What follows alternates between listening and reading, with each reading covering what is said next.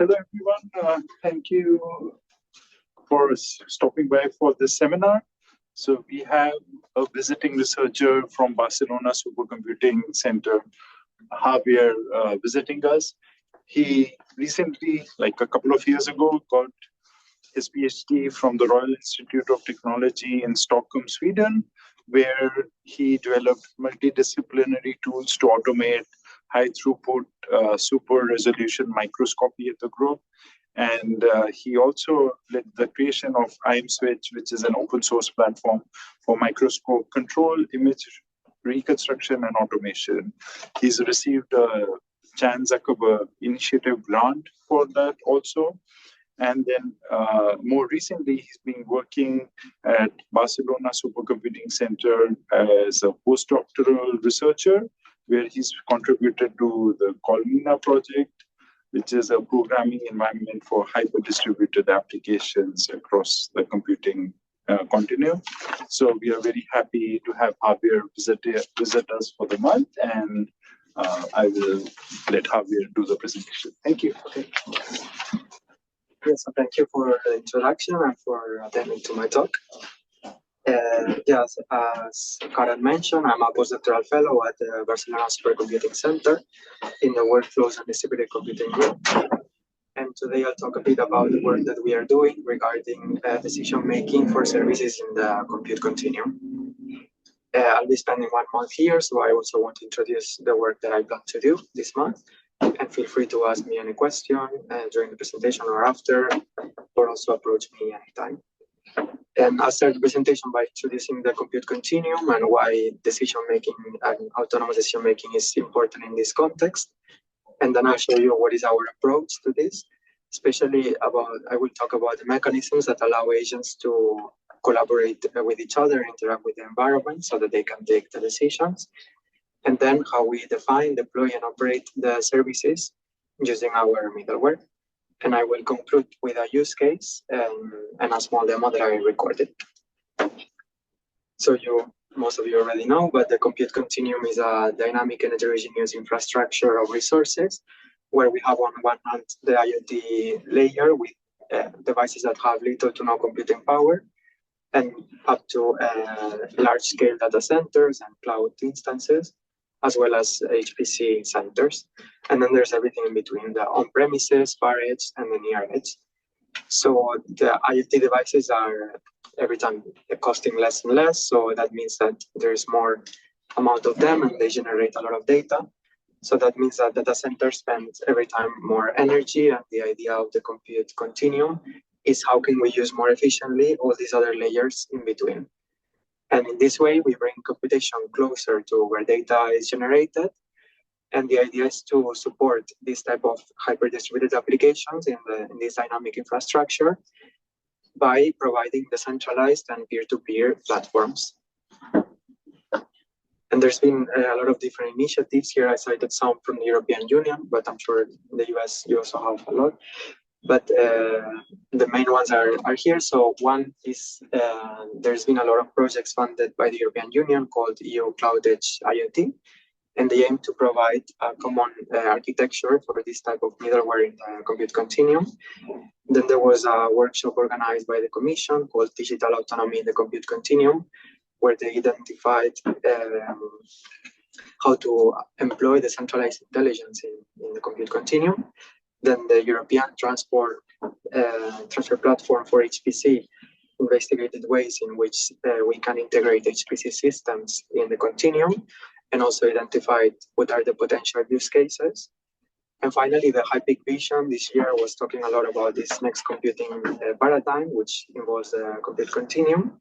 And the Discover Us initiative is a project within the High Peak network that aims to foster collaborations between Europe and US in these topics. And this is the framework which I was able to come here for 1 month. And they divide different research into 4 streams.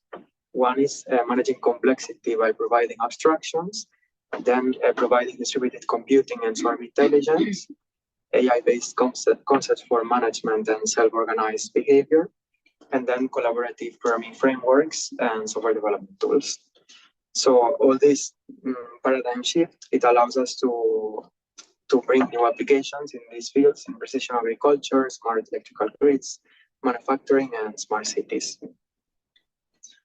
And one from this use case, one that we are working on with a company called D-Roots, is the modern power grids. So I've been working with Pablo de Juan and Josep Fanaus, and the idea is that modern power grids need to integrate thousands of distributed and intermittent resources because of the introduction of renewable energy that are of very different types and very intermittent and volatile. And with this, there's been an introduction of more computation and intelligence into the grid, which allows for defining hyper-distributed applications with the need of a decentralized management, because it's not possible to have a single entity controlling the full grid, but instead we want to have it in a decentralized way. So this aligns very well with the Compute Continuum challenges, and that's why we are working on this. So specifically, I will show you more towards the end of the presentation how we provide mechanisms for stabilizing the grid in case of contingencies and other events.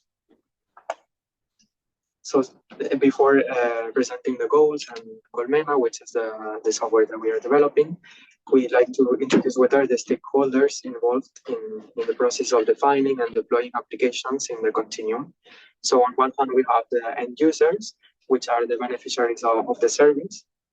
This could be, for example, in our case, grid operators that can benefit from these stabilization mechanisms of the grid. Then we have application developers that have the role to build and to develop these applications that will meet the end users' requirements and that will be deployed across the infrastructure. And this could be software companies such as E-Roots.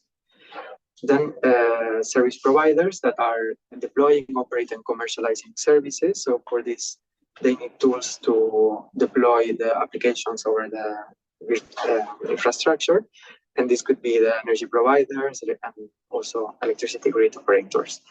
And finally, there's the owners of the infrastructure that own the different parts of the resources. For example, it could be the energy producers of a solar plant or so on. And then here are the different layers involved in the continuum, which are the infrastructure, then a virtualization layer that provides abstractions from the infrastructure, such as networking and hardware. Then it's the middleware, that is what we want to develop, and the applications on top. So then in our project, we have two main goals. One is to support the definition and development of these types of applications by offering a programming model. And the idea is that then application developers can write these applications. And then also to take care of the deployment of the services in this dynamic infrastructure by providing a Swarm platform. So the first goal is more towards application developers and users, while the second one aims at providing tools for service providers. So then the middleware that we are developing is called Colmena, and the main goal is that we want to turn each device into an autonomous agent. This agent is inspired by how insects organize in colonies and how they take decisions to contribute to their communities. So each agent is aware of its capabilities, is located within a context, and then can coordinate with other agents by taking decisions. And this is taking inspiration from a whole field of research called multi-agent systems. There's been already middleware for defining these types of applications. But in Colmena, what we want to do is to separate, on one hand, the agents and the mechanisms that they have for sharing data, computation, and messages. And on the other hand, we have the definition of services. So we define services as a composition of roles, and each role is defined by a behavior that implements the functionality of this role. And then it has a set of abstractions. Then developers also define what are the quality of service indicators that they want to keep during the operation of the service. And the idea of Colmena is to deploy these services across the agents. So beforehand, developers don't define which actions will agents take, but it's the same agents that choose the roles, which ones to terminate and which ones to start, in order to meet this quality of service demands. And then, so during operation, we will see how the agents take the roles in order to meet the quality of service demands. I think this is called role allocation problem in the literature. So we could say that Colmena, we aim to solve this problem by giving autonomy to the agents. So now I will describe the three different mechanisms that we provide in order for agents to communicate, and then I will introduce the programming model. The first one is the context. So we let developers define multiple hierarchical context that defines where agents are located in respect to their neighbors. This could be an example where we have different types of resources, and they are divided by data centers, residential areas, or street. Here it's just one layer, but it could also be hierarchical with multiple layers. And these subdivisions of the context, we call them scopes. So for each hierarchy, agents are located in one of these scopes, and they can move from one to the other during the operation of the services. And then we use this concept to structure how agents will communicate and share computation and data. So instead of addressing each other individually, they address themselves by using their scope. Then on top, we are building different mechanisms for collaboration. One is how to exchange messages. And for that, we use publish-subscribe protocols. So each agent subscribes to their own scopes, and then they receive the messages that they are subscribed to. And for that, we are using a library called Zeno. Then we are also investigating different protocols for sharing data, such as IPFS or BitTorrent. And also distributed computing with using workflow management systems. We are using comps that our group is developing, but here we could also use Pegasus, for example. So the idea is that we divide the area in different scopes, and then agents can offload the computation in their own regions. And then also one key aspect that would allow this decentralized decision making is metrics and decentralized management of these metrics. Because since we don't have a central orchestrator that knows the state of the application and the service, the only way that agents have to understand if the quality of service is met or not is by asking their neighbors or by querying metrics and aggregating them over their scopes. So for that, we want to provide mechanisms for aggregation of metrics and management and operation. And we are using a custom solution that builds on Prometheus instances on each agent. So then there's a difference between these metrics and the quality of service indicators that we call KPIs. And is that a metrics is something that is being published by the agent, while a KPI is the aggregation of this metric over the scope and over a time window. And I'll show you an example later. And here we can structure it by stating that each agent will aggregate over its own scope, but we can also aggregate multiple scopes. So then this is the middleware that we develop. And if we focus on layer 2, this would be what is inside each agent of Colmena. And we have these mechanisms that allow what I mentioned. So we have the sharing manager for sharing software images, data, and computation. The service manager that has two different blocks. One is for assessing the quality of service by using the KPIs.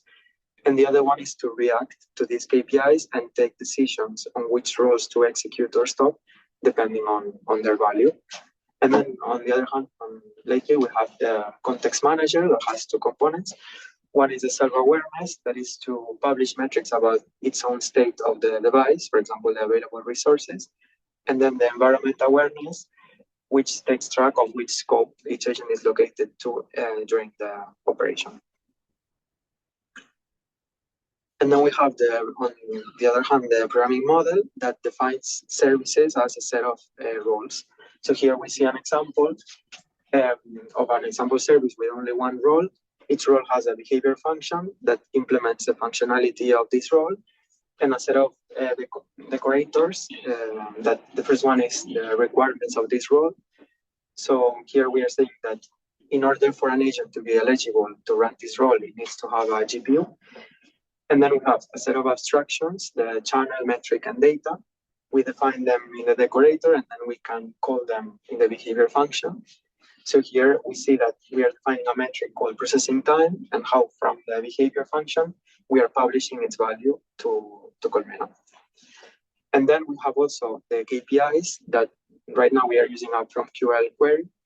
So it's this one, and it says that the average of the processing time aggregated over a time window of 5 seconds should always be below 1. So this is evaluated periodically, and when it's broken, then we want agents to take decisions to fix it. Then I didn't go in detail, but we can also provide the context with another class. And once we define the context, we can also have a second parameter to the abstractions that structure this them over the scopes. So we can say that we want one communication channel to be used in their own scope, wherever that is. And we are using wildcards for this. And then once we have the programming model defined, we package it and then we deploy it by using any of the agents of the infrastructure. And then they will gossip each other the service and they will start monitoring it. For this deployment, we package the service code, that is a Python file, into a set of containerized images, one for each role, and the roles have the library for Colmena, and also the behavior function, and the set of abstractions for communication, compute, and data. And then we also have the service description. This is the same example as before, so we only have one role. And for each role, we state what is the tag of the image in order for agents to find this image. We're using Docker Hub now. And then it also contains the hardware requirements and the KPIs.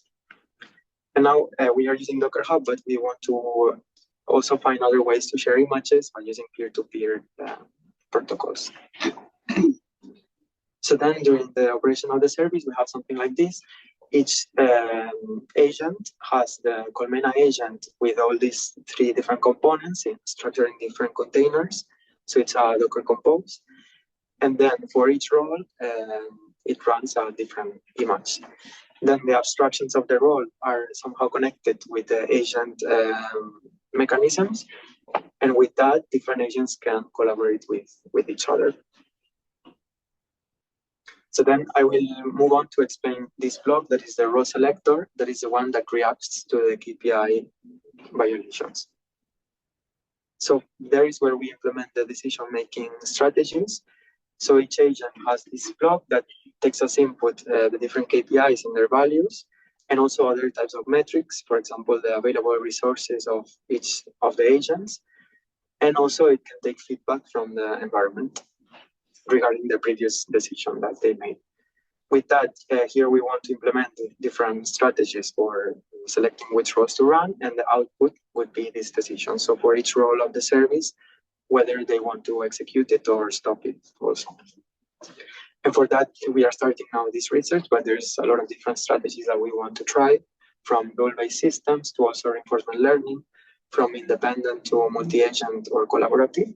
This depends also on the capacity of the agent. It depends on their resources that they can run. Also by inspired algorithms or genetic algorithms, and consensus strategies.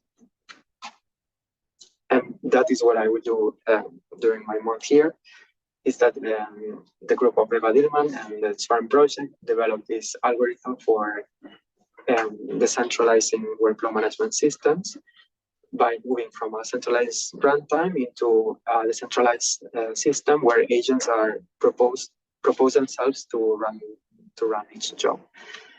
So in the same way that this is implemented for job selection, we can also implement it for role selection. So when a KPI is broken, we have a set of agents, and then we can implement this algorithm to decide who of these agents will run the roles. And I'm working with Komal and Anirban and Eva for this. So now I will show you how, what is the use case and what I've done so far, and also my plan for implementing this consensus strategy here. So as I mentioned, the electrical grids are undergoing this transformation, and something very important is to keep their stability over time. So one of the parameters that monitors stability is the frequency of the grid. That should always be 50 hertz, the nominal value.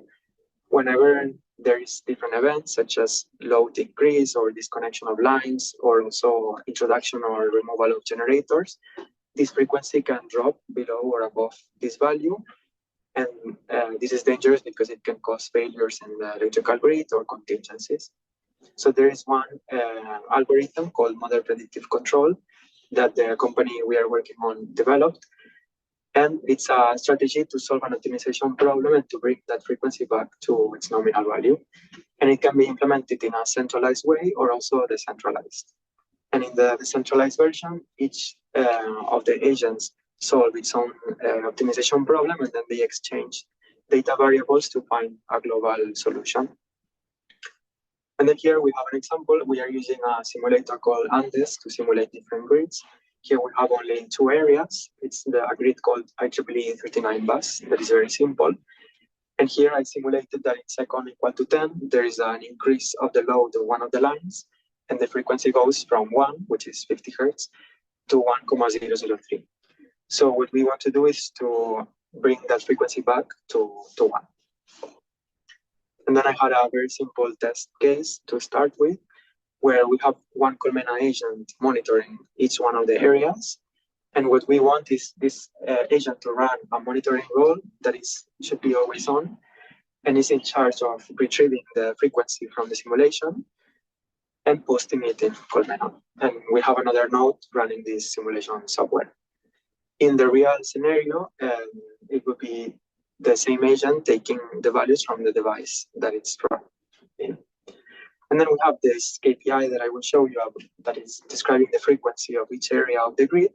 And whenever that is broken, we want a second role, that is a distributed MPC, to implement the decentralized algorithm that I mentioned. And this should be only started when the KPI is broken, and then stopped when the KPI is back to its value. Then I'm using Fabric, that you already know, but it's a network of distributed resources, and we set up the different nodes using Jupyter notebooks and access it with SSH. And we have this API Fabric to execute functions on the nodes and to create virtual networks. So then I will run a demo that I recorded using Fabric. So we will set up these two different agents and another node for running the simulation using Fabric, and a private network connecting these three different nodes. Here we just set it up.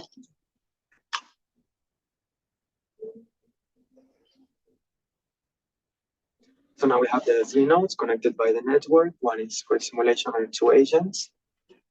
And then we download all the code and configure Colmena. Here we can see the SSH terminals, and I'm just showing that there's no Docker containers being run. So the first step is to run the simulation. We are using a Docker container for that. And then when we can see that the node is started the simulation as the container, and then the simulation is starting to run.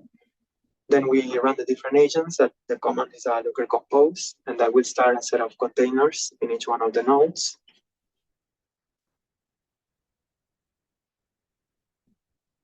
And then we have all other Docker containers. One is to convert this service code into the service bundle, and the other one is to deploy it over the infrastructure. This is the service description.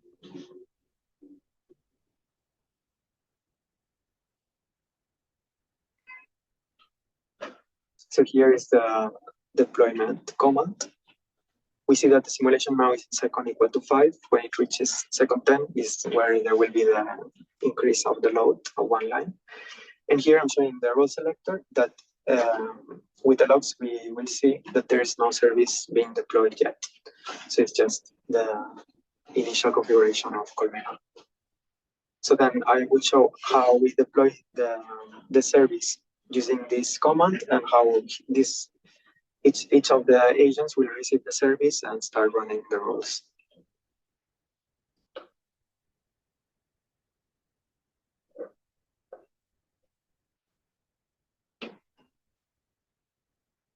So now it received the service description JSON file, and then it detected that there is a monitoring role that doesn't have any KPI, so it automatically starts it. Then it parsed the other KPI that is associated with the other role. So here we see it decided to start monitoring role. I'll show the logs of that role. And this is just the role publishing the frequency to Colmena. So then here we see the KPI. Oh, 1 second. The simulation still didn't reach that. So here. And it's a PromQL query that states that the difference between the frequency -1, the absolute value should not be above 0,001. So if the frequency is either above or below that value, the KPI will be broken. And here we see where it starts evaluating the KPI, and now it's met. And right now what we are doing is that we associate the KPIs to the roles. So now it evaluated again, it detected that the KPI is broken, and then it automatically decided to start the role. And this is because the decision-making strategy that we are using is very simple. And it's just that whenever the KPI is broken, always run the role.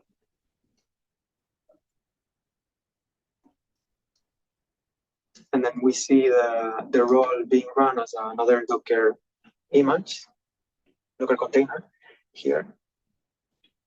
And the logs is just showing how the different roles are exchanging information about the variables.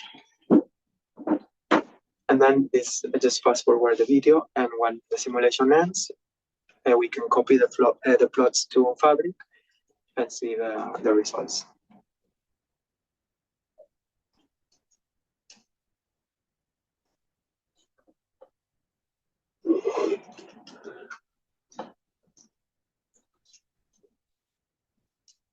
So here we see now the frequency. First, they started to run the algorithm, and then they found the value back to 1. So these are the preliminary results, where without Colmena it stayed constant and out of the range, and with Colmena we managed to bring the frequency back. But as I mentioned, there is only one agent per area, and this is because the strategy is very simple. It should always run the role whenever KPI is broken. But the work that I want to do now with the consensus strategy is what happens if we have multiple areas and multiple agents per area. Then when the KPI is broken, we want to apply the consensus strategy to only choose one agent to run this role, and one agent per area. So first I want to do that, and then I want to also scale to more complex networks, such as this one that is the MPCC network. And I will use Fabric for that. So in conclusion, I show you the Compute Continuum and why we need these decentralized approaches. Then we overview the stakeholders and Colmena, both the agent and the programming model. And then I show you the use case that we are working on. So I'd like to thank our group, and especially the people involved in the project, Phil, Frances, Rosa, and Raul, and the funding also, both the one that allowed me to come here and also the main funding. And thank you.